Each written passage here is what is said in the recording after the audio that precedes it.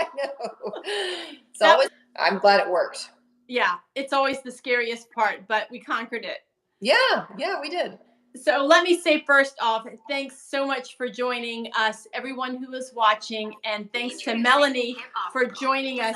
Sorry, that was my laptop. That's all right. Thanks so much for joining us, Melanie. I'm so excited about our conversation tonight. So welcome, Melanie, to our Reinvented Delaware channel. Melanie is a fellow thriftaholic, I think, and vintage loving kind of girl. So we're all friends here for sure. Yeah. And I see I already have some people commenting. My one friend, Karen, she comes all the time to my lives. So thanks for being here, Karen. We're going to jump right in and just start asking you, Melanie, just tell us about you. Give us some details all about you. Yeah, so hi Karen. My name's Melanie Alexander. I live in Northwest Arkansas, and I have 3 boys. They're 16, 14, and 11. In fact, there's a great chance that the 11-year-old at some point will wander through. The 2 big ones are at youth group, but he's next door playing, and I told Cindy before we went live, this is just real life. So there'll be a kid and or a husband walk through at some point.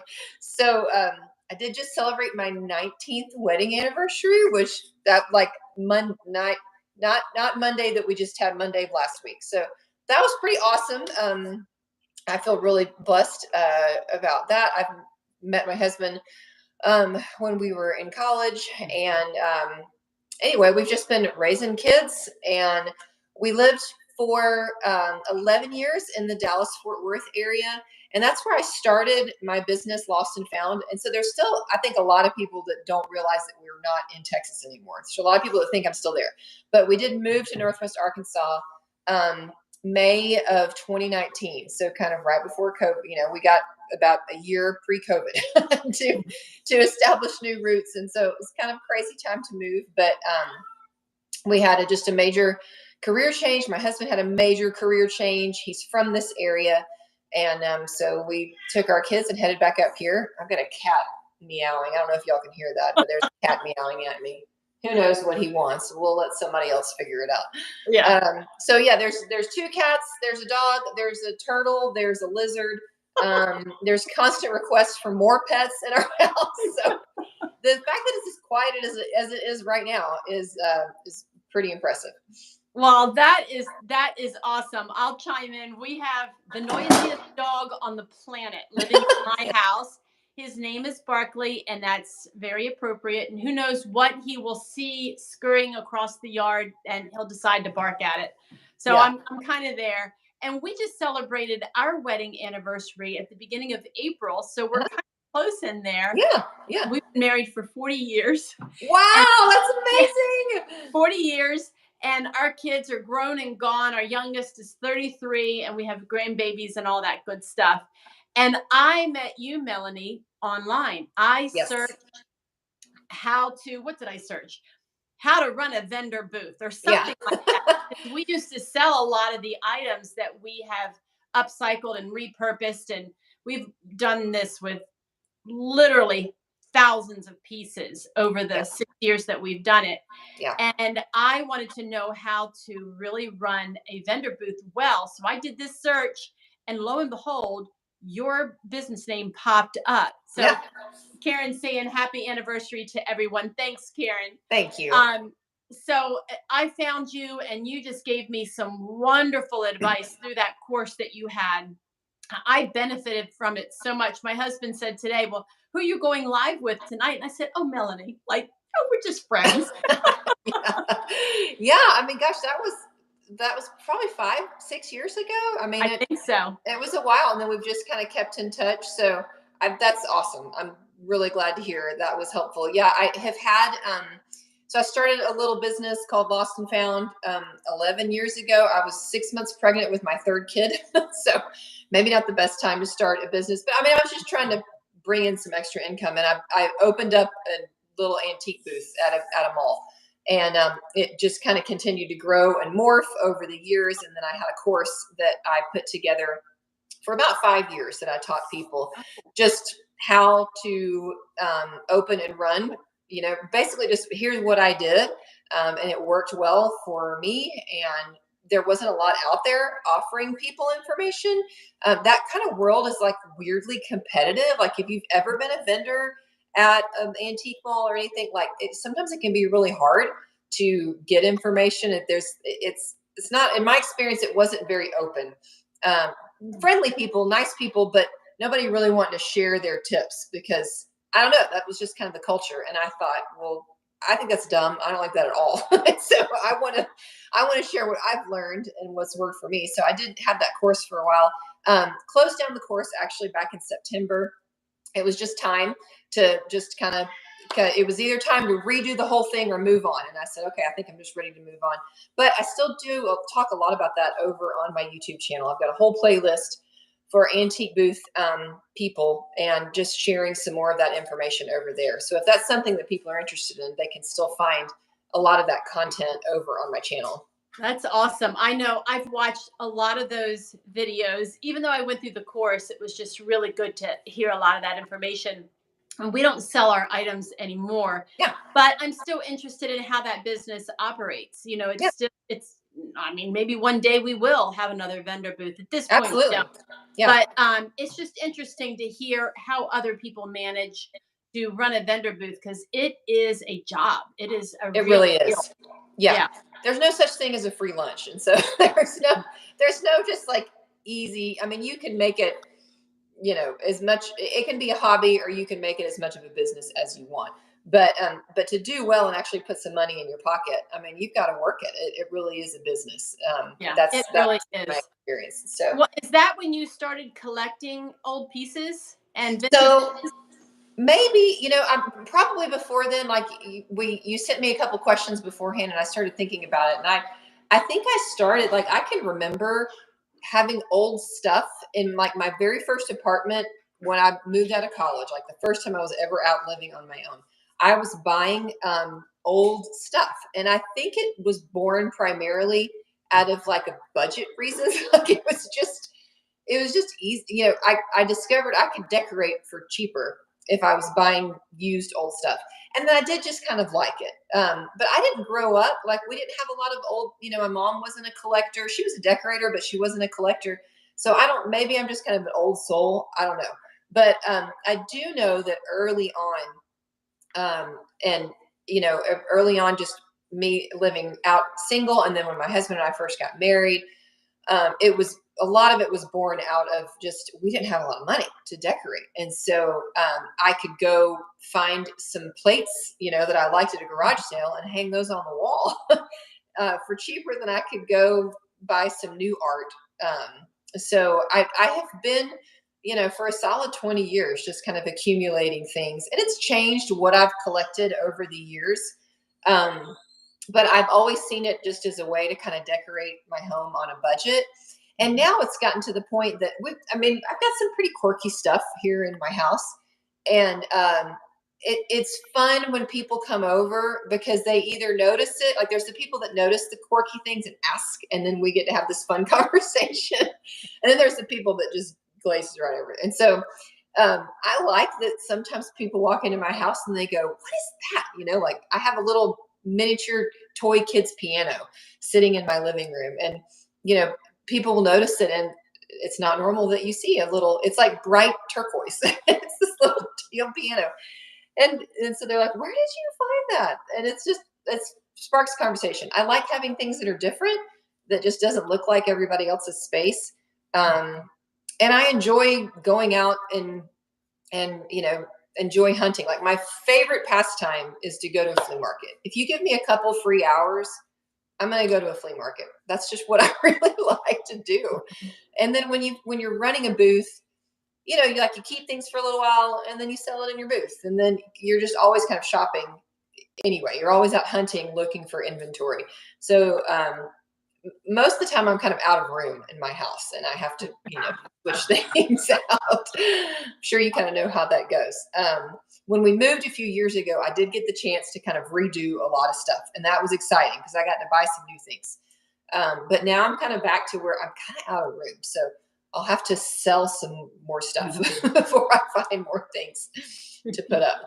Yeah, I know exactly what you mean. In the 6 years that we had our vendor booth, Yeah. I called our home like the house of rotating home decor and furniture, Yeah. because I had price tags on pieces that I was using Yeah. or using, not, Yeah. how it is. It's like sitting over there looking pretty. We weren't really using it, but Right. yeah, I had like that, and that was a lot of fun. I tend to be not really a minimalist, truly, Yeah. but I do like to pare down quite a bit. So that is a challenge now that we're not selling things anymore. It's like, okay, still like to get these things. What am I going to Yeah. do with it? So I'm figuring that out quite a bit. We're in an interesting position right now because we were going to move quite a distance away from home, from where we've lived here for 20 years.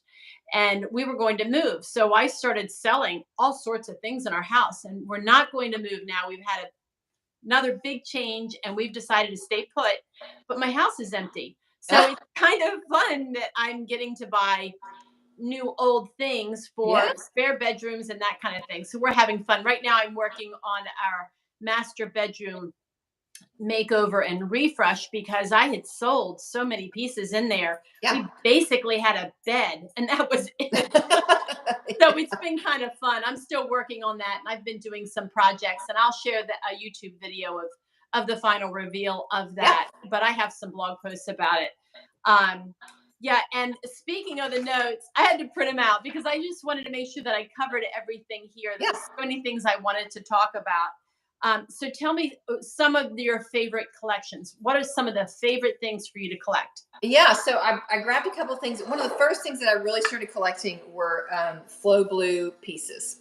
And so, if you're not familiar with flow blue, it's an old type of china, and the blue is kind of this cobalt usually, and it's kind of it looks runny or like fuzzy, and so I probably have 30 pieces of it. When you start collecting things, then you start getting them as gifts too. I don't know if people do that. So I've gotten a lot of like flow blue pieces as gifts. Um, so here's a bunch. And in my house in Texas, we had these huge 2-story walls. So I had a lot of room to put everything. And here it hasn't been that way. So I've had it packed up, and I'm super excited because we redid our kitchen. You can kind of see it here behind me. Um, it was these cabinets were painted like a super super dark brown, almost black. It had brown countertops. It was really really dark, and so we changed it up where it painted the cabinets white and it's light. And I've been hanging these in my kitchen, so I'm really excited. These are the last ones that I have to put up. I've been able to get them back out. So I collected a bunch of those pieces.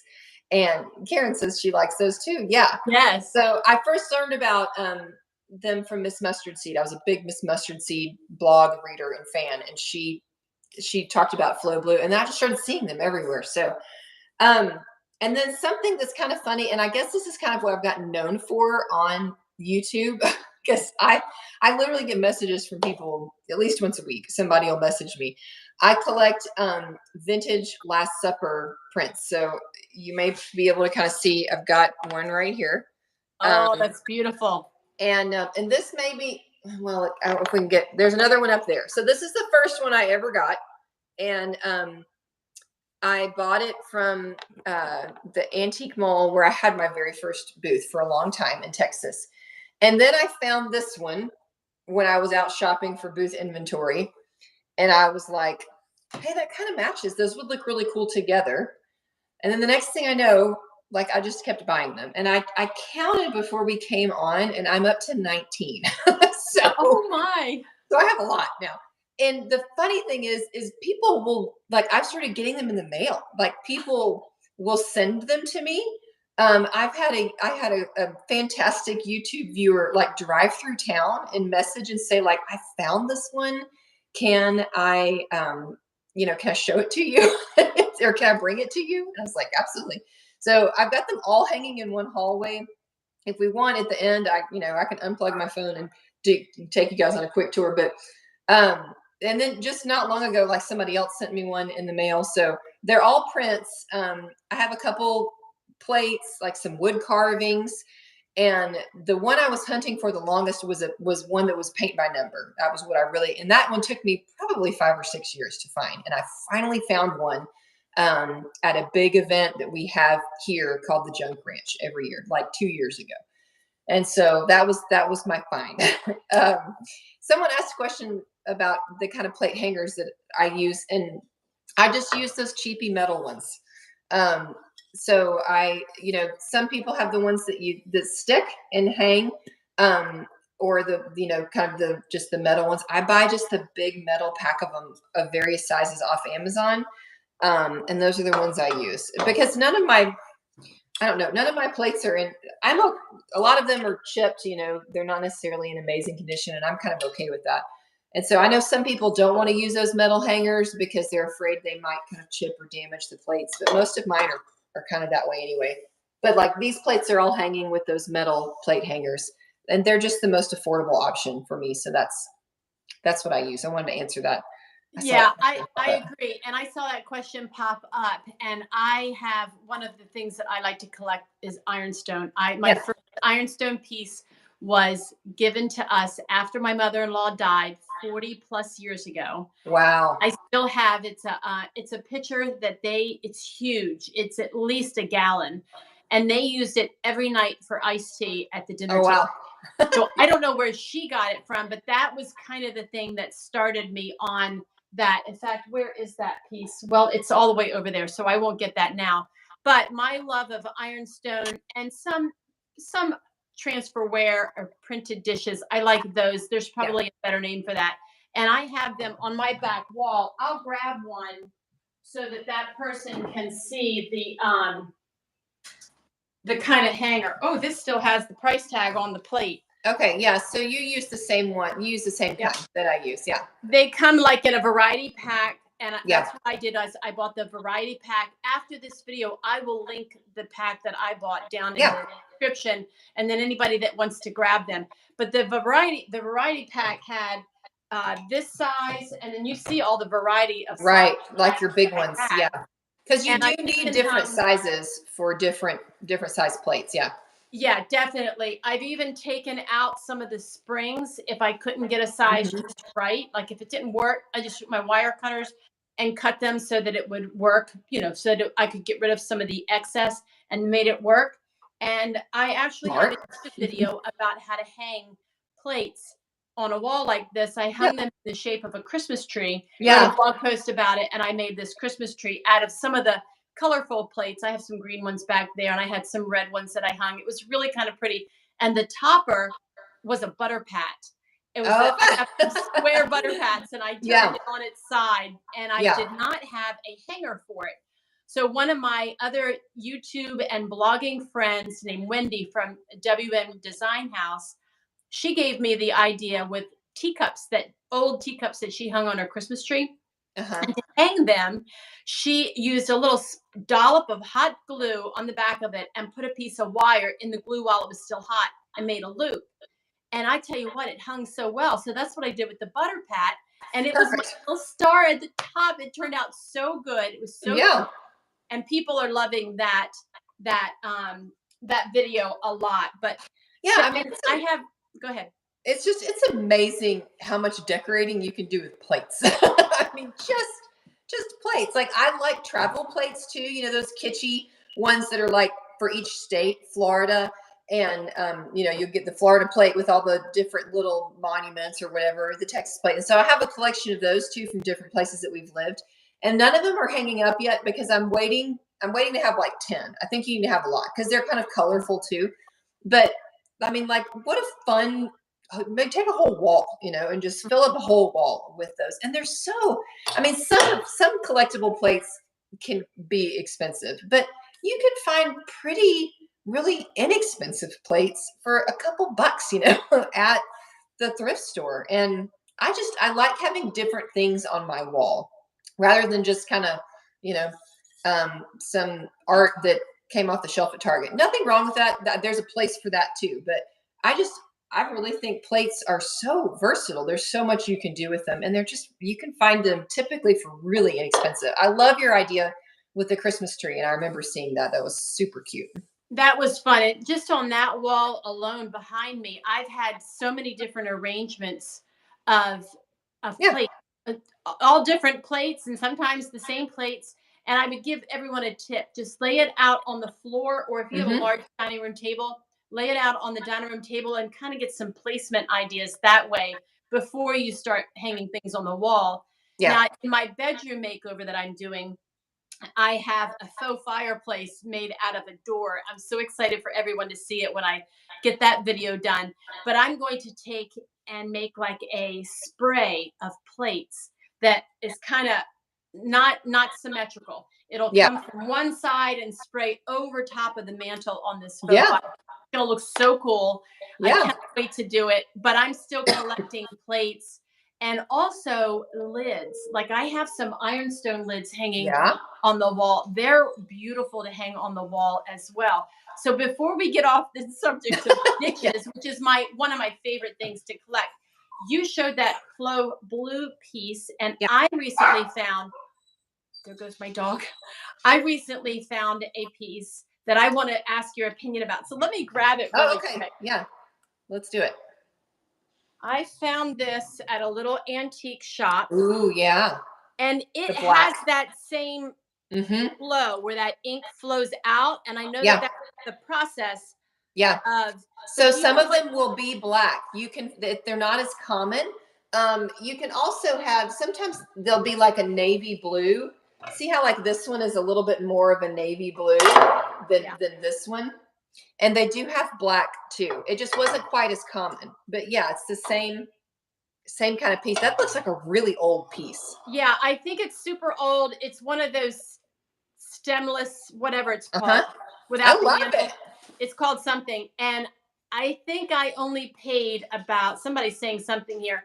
I want to hang ironstone chamber lids in my bathroom. Oh my goodness, that's That such a would be great fun. idea. I think I'm going to have to do That's that fun. too. But this, I think I paid about $5 for this. Oh, it's cute. It's I really could cute. hardly believe it was that inexpensive. Um, well, so that's awesome. So you love float blue and you I do. love last suppers, and you have a lot of those. That's really awesome. I appreciate you sharing that. What kind of price tag are you paying on those last suppers? Are you finding good deals? Well, at first I was, this one here I maybe paid $3 or $4 for. I mean, some of them I'll pay more. I think my big paint by number one that was my big find. I think I paid 25 for it. I think the most I've ever paid for one is maybe about 30. But I'm at the point now where I don't buy them unless they're different, like unless they don't look like one that I already have. And I think that's why I like them so much, because they're instantly recognizable as what it is, but then they all look different. Like it's the same painting, but they don't look the same. Like they're all, somebody does them a little bit different. And so um I'm spending a little bit more on them now than kind of what I did, because I'm when I was first building up my collection, I just kind of grabbed any that I could find for cheap, because they were all just different. And now I'm like, no, I've already got that one. I've got that one. I've got one like that. And so I'm being a little more selective. Um, but I'm just kind of frugal too. I'm not a big spender. I mean, I hate to throw numbers on things, because for some people, $25 may sound like a lot. There's were seasons of my life that was a lot. And for other people, they're like $25, it's nothing. So money is relative, depending upon what your budget and where you're at. So, but I've spent, anywhere from a couple bucks to 25, 30. One thing I really, really do miss about Texas is that every month I used to go to the Canton Trade Days Market. And if you've watched any YouTube, there's some YouTube videos out there where people tour Canton. I'm hoping to, not going to go now because it's hot. I've got to wait till it cools off in the fall, because it's already hot in Texas right now. But I'd like to go and do a video myself. But it's a huge, huge, huge flea market. And there's kind of a nicer flea market area where people have stalls and booths. And then there's literally just these fields where just people pull up and they just dump piles of junk. And I would go and spend a whole day. It was about an hour from my house, and I would just load up for my booth space. there at that flea market. And I have yet to find anything quite like that here in Northwest Arkansas. Mm. I have not found a regular monthly flea market where it's not already kind of cute and curated. I mean, this was literally piles of junk. So you had to really dig. But you could find some amazing prices on things because you're digging through trash to Yeah. find it.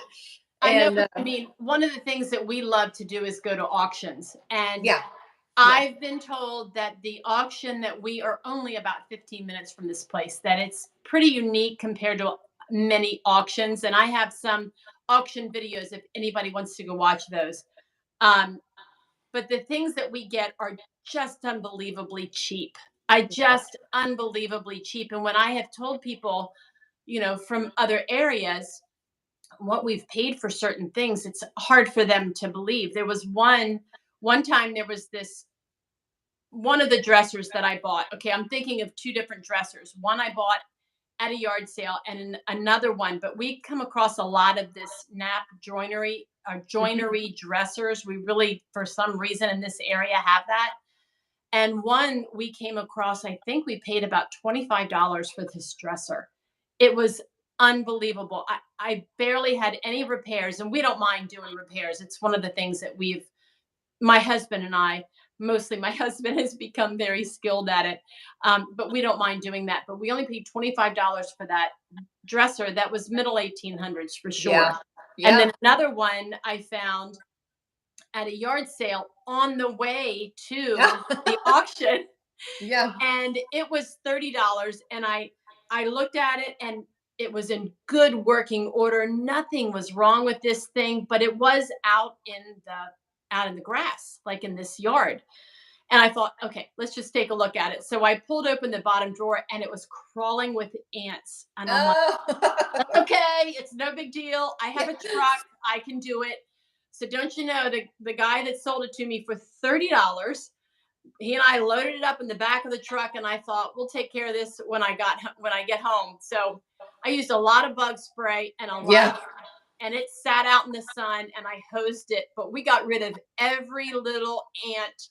And now that piece is in my bedroom. And when I do the makeover video, the reveal of our bedroom, I'll be sure to show that dresser. It is yeah, just remarkable. So pretty. So yeah. pretty.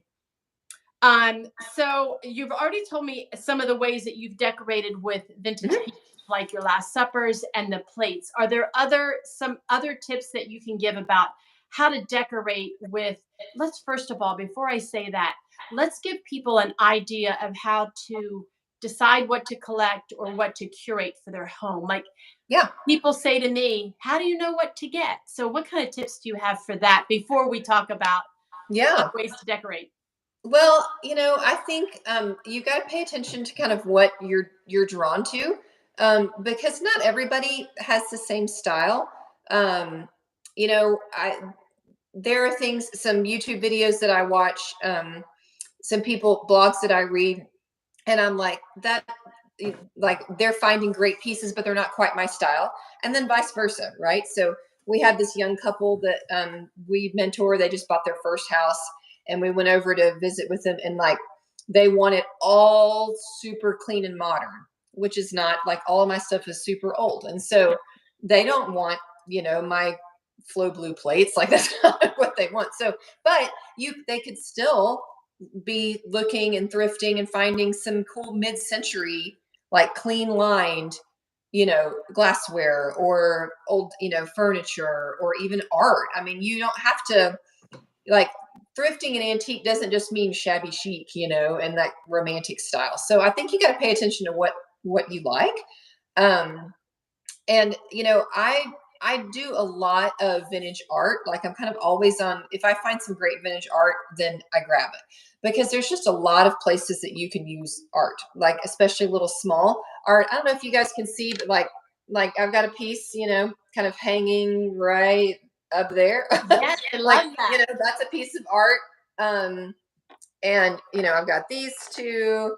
I've got um I've got little art on a book, like standing on bookshelves as kind of a backdrop on bookshelves in my living room.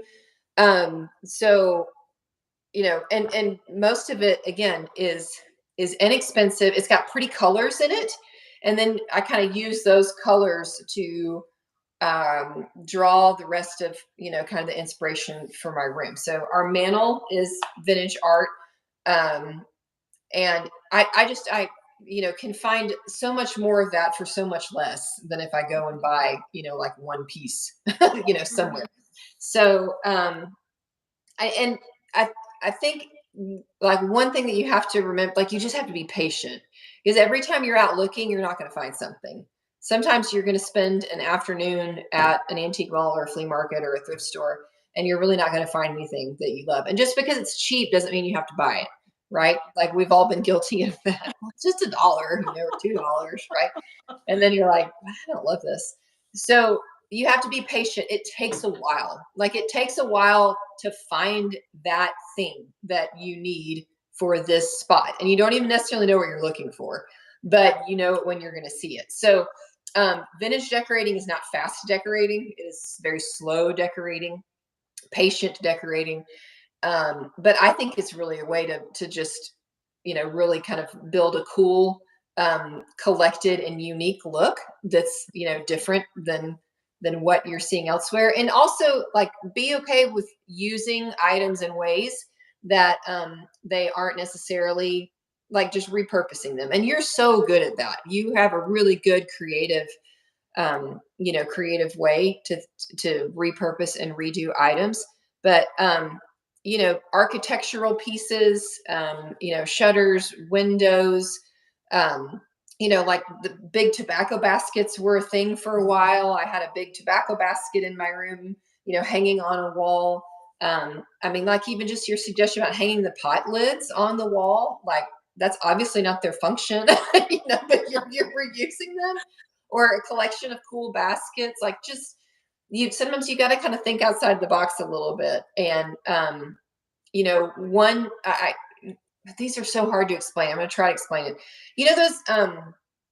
Those vintage like metal folding laundry baskets. So they'd be kind of like circular, and Yes. then they were standing on legs, and like Yes. they're making them reproduction now, like in the antique farmhouse, about all of them. Okay. And they would fold and kind of collapse, right?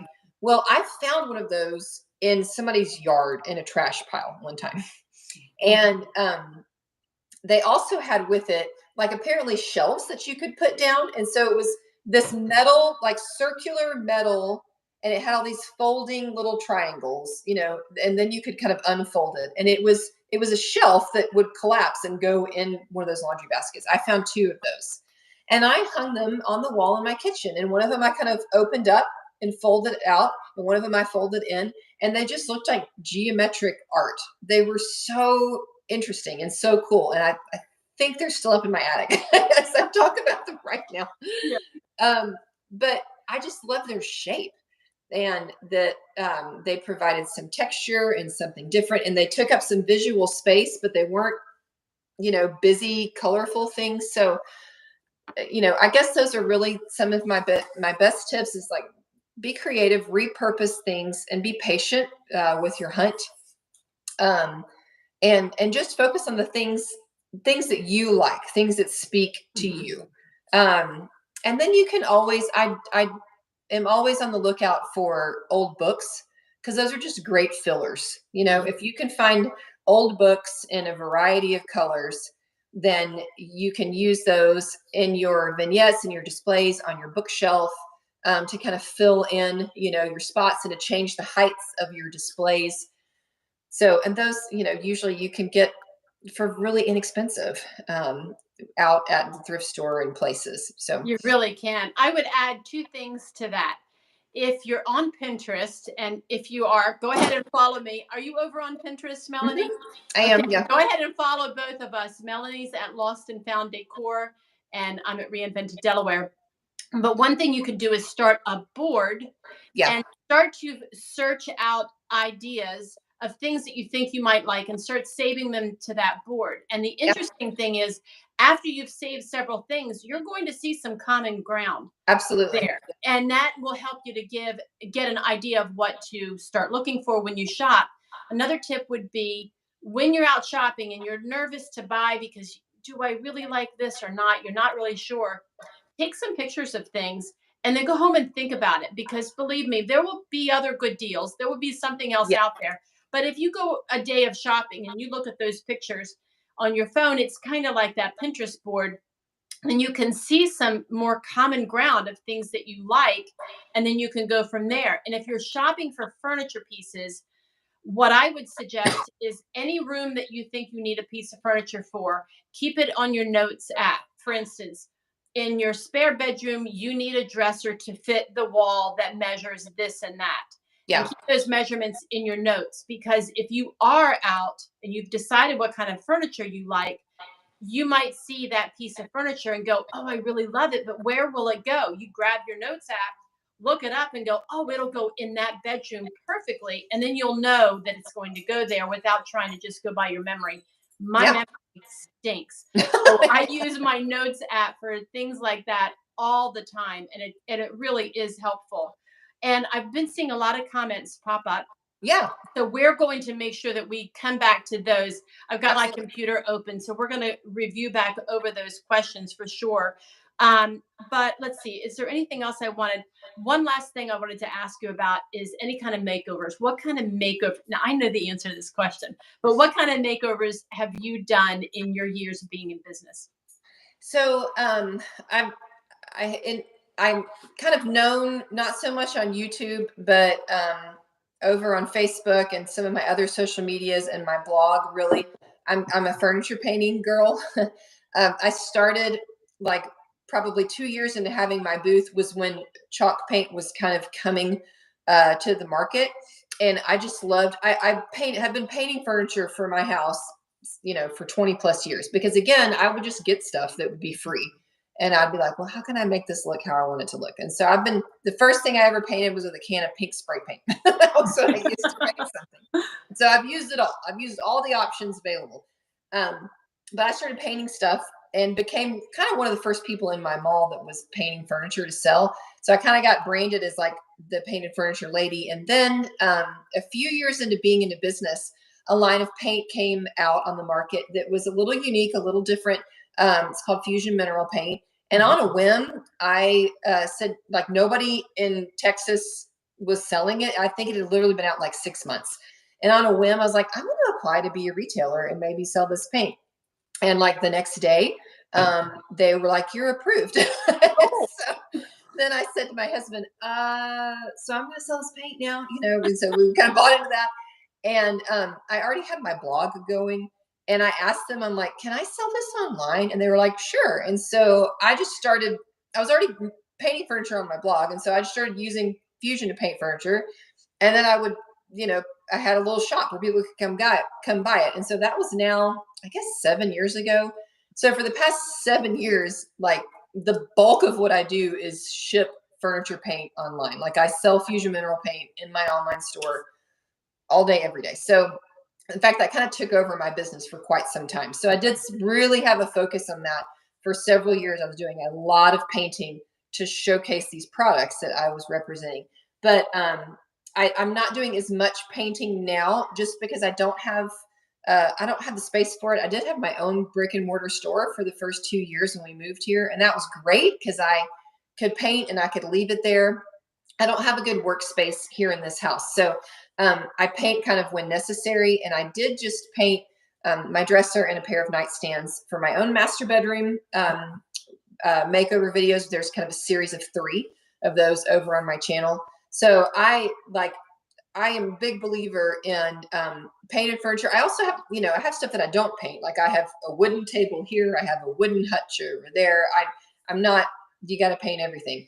But I am there's, many, many pieces of furniture in my house were something that I bought for super cheap that I didn't love, and I made it look how I wanted it to look. And so I think, that's been one of the most affordable ways that I've decorated.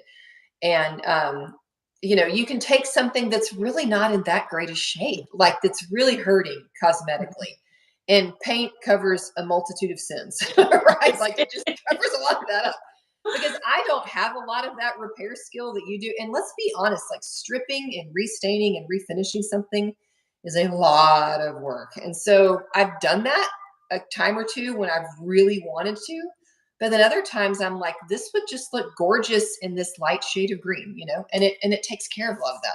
So I there's a lot of that content over on my blog. I don't do much of it on YouTube because that's just my YouTube people don't seem to be particularly interested in it, which is okay. So, but I still have my online shop where I'm selling fusion, and I've got, you know, 10 years worth of makeovers, furniture makeovers on my blog, lostandfounddecor.com. Yeah, and you have a lot on your blog. There's a lot there. I have scoured your blog many times. You have so many beautiful projects. I even I've shared a couple of your projects, I think, on my blog, because the pieces are just so beautiful. Thank Well, you. how about if I pull up my laptop and let me just scan through some questions and make sure that we've covered everything. Yeah. So let's see here. Oh, Karen's a big fan of Flow Blue and any blue pottery and plates. Boy, that's a tongue twister to say. Yeah, Karen, I love blue. I'm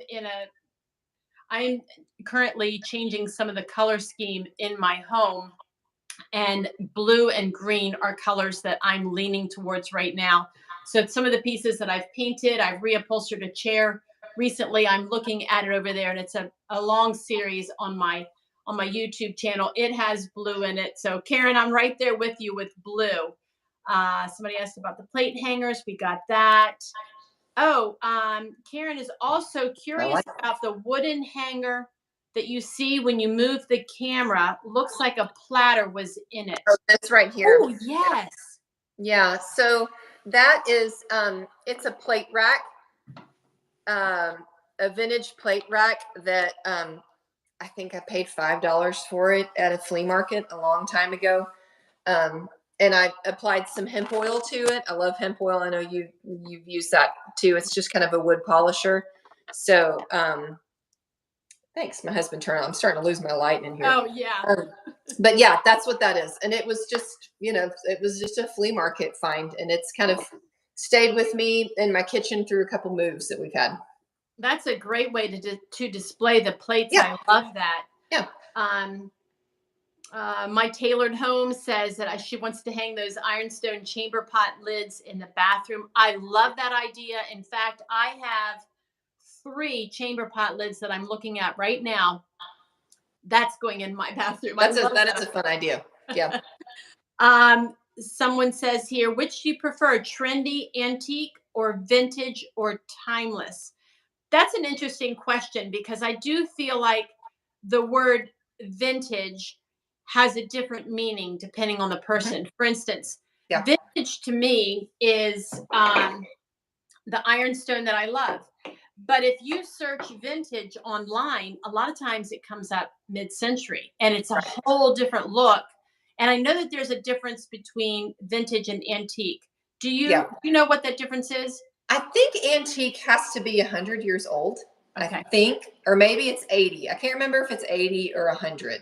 Mm-hmm. And then vintage, I think, is needs to be 20 to 30 years old, which is kind of sad to think about, because that means there's a lot of stuff from when I was a kid. I know. Yeah, so it can mean a lot of things. I have always said I don't have a lot of fine antiques, and my business has never been dealing in fine antiques. Probably because I'm frugal and I'm not comfortable spending, I just have never spent large quantities on things. So I deal in a lot of what I've always called decorative junk. That's when people say, what do you do? I love that. I go, I sell decorative junk. Because I've had things that, certain people have been like, how is that not in the trash? And I'm like, well, it looks cool hanging on the wall.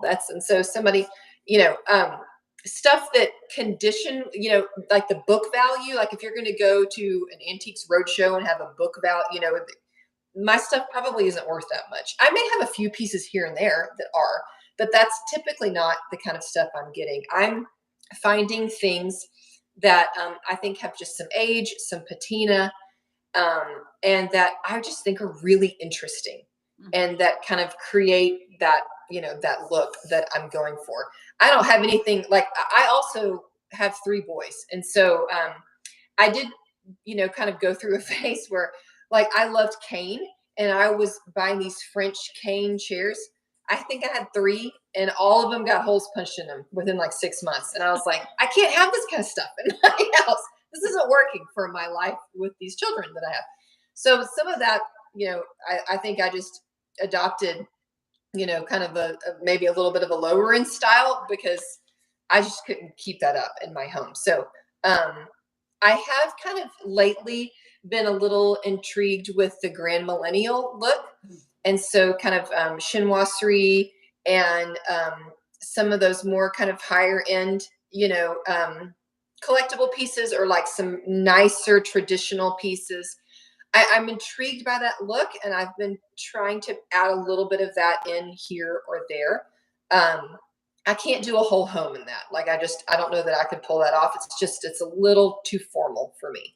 But I like having a little bit of it here or there because I feel like now my kids are growing, like I can have more adult spaces that I can have things that aren't just going to get immediately broken. So my living room, I'm trying to make a little bit more of an adult space. So there's some things in there that are a little bit nicer, but then there's also some decorative junk. And that's just a lot of that. I think comes down to your personal preference and your style and your taste. And I'm not a huge mid-century person, but like I said, this young couple that we mentor in our church, they love that, and so that's great, awesome. It takes all types to make the world go round, right? Yeah, it really does. And yeah, I just would say, to someone, buy what you like, get what Yeah, you like, and don't worry about what's trending or what's popular. That's how we've decorated our home in our 40 years of being married. And I would have to say, in the last 10 or 15 years, I've really settled into what I really feel like I've liked all along. And we have a lot of that decorative junk as well. yeah, And because we do a lot of upcycles items that I find at the thrift store, and I try to turn them into something vintage. Well, in my definition of vintage looking, not really antique, but older and right. not the mid-century. That's certainly not the look that we go for either. But it's just fun to do that, and you just get what you like. And you and I are very similar in that I'm always thinking about the bottom dollar of a thing because Yeah, yeah, I have a mental note of how much I'm going to spend, and it's $30 is a lot for me yeah, now, and yeah, I'm very careful where our money goes. So I think through the things that we want to get, and I just enjoy it. And a little note on painted furniture. I know that there's a whole world out there. Oh no, you shouldn't paint furniture that's old. We've painted a lot of older furniture, and like I said, a lot of the pieces that we have found are from the middle 1800s. We've found a lot of them. Some of them we've stripped and put down to natural wood. Some of them I've bleached, and that hmm makes people upset. Some of them I've left as is, and then some of them I've painted. yeah, And you get the gamut of all sorts of opinions about that. But in my opinion, if it's in your home and you want it to look a certain way, then go for that.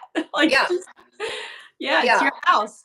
I've always thought it's like if this is destined to be set out on the side of the road and rained on and falling apart, because I've driven past that furniture that it's been put out on the side of the road and it sat in the rain and it winds up in a burn pile somewhere. Mhm. Because it's grandma's so and so's piece, and like grandson now has it and he just doesn't care about it anymore. I've shopped furniture from that kid, and I'm like, you know what? This you don't want this. You don't want this. And if I can help deliver it, like give it another life with somebody who loves it and is so excited about having it again, Mhm. then I think that's totally worth it. Like that's so much better to me than it just sitting there, in somebody's garage where it gets mildewed and damaged because it's not their style and they don't care about it, right?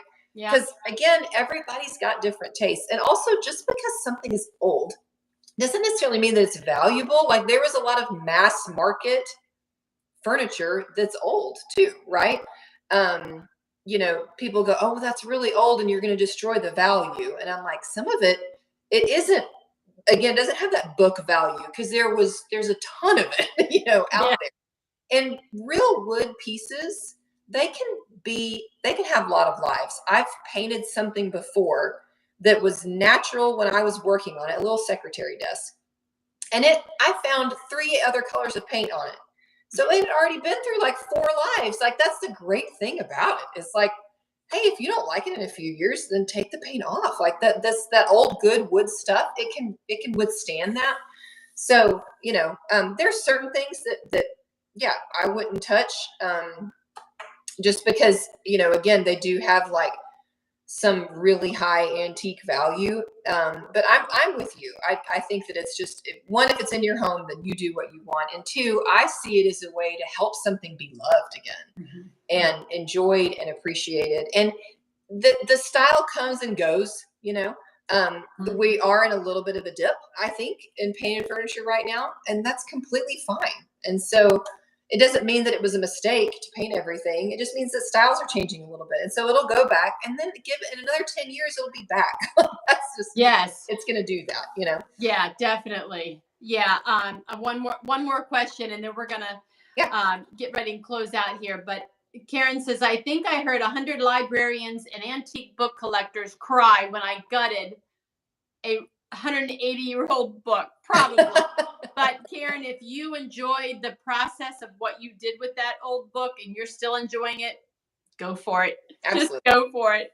Yeah. Well, this has been a really fun conversation, and I think we had a lot of people join us and enjoy the conversation. So thanks a lot. Now, everyone, I'm going to include all of Melanie's information down below. I've got her YouTube channel linked up. I have her blog linked up. I don't know if I have everything else, but if I don't, I'll go back and ask.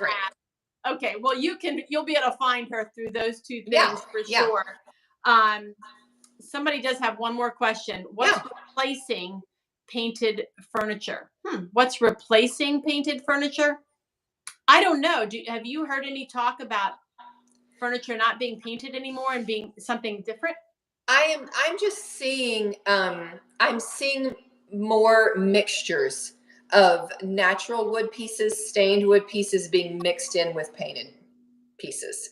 I'm seeing those 2 things together. And I personally am selling myself more unpainted pieces, providing that as an option. And so it's just kind of circling back to that stained wood, the lighter stains, or people stripping the stain off and it just being natural and then putting like a clear top coat. Like in my own bedroom, I have a raw pine chest of drawers. And then I have 2 nightstands that I painted a very, very light sage green. And then I had my dresser, which was a 10-year-old dresser. It was a new piece that was like a dark mahogany stain, and I didn't want it dark anymore. So I painted it white. And so there's like a mixture of all 3 of those things. And my bed is wood. So all of that's kind of mixed all together. So I don't know there's a replacement. I'm just seeing people mixing those styles a little bit more. Yeah. Hey, Barkley. Yeah. Oh, he had a little fit, and I just wanted to get him under control. But well, thanks everyone for joining us tonight. Melanie, thank you so much. It's been a great conversation. I hope everybody checks out our channel and share and goes over and says hi, say that Reinvented Delaware sent you. Yep. And we might have to do this again another time. Absolutely. I'd love to, walk around and show you guys some stuff. I do have a video on my channel, which is kind of basically that. It's kind of me sharing my favorite things in my home. And that was a video that people particularly, it was a little bit a longer one, but people particularly seem to really enjoy that. So if you want to see some more, that's over there. But thank you, Cindy, for giving me the opportunity to come and join you. It's always a pleasure to get to visit and hang out. One time we'll have to actually meet. I don't know that we've ever met in person. I don't think that we have. I don't think that we have. Let's see if we can make that happen. Yeah, we'll make that happen one day. And I have a family member in Arkansas. They live in Fort Smith. My dad and stepmom live in Fort Smith. So if I come to Arkansas this summer, I might have to give you a holler. You do that. That's just 30 minutes down the road from here. So. Oh, wow. Yeah. Yeah. Yeah. All right, Melanie. Well, thanks a lot. And I'm so glad we got Thanks, the everybody. figured out. And I'm going to try to figure out how to turn this off now. Okay. I'll see you, Melanie. Bye-bye. Okay, bye-bye. Bye.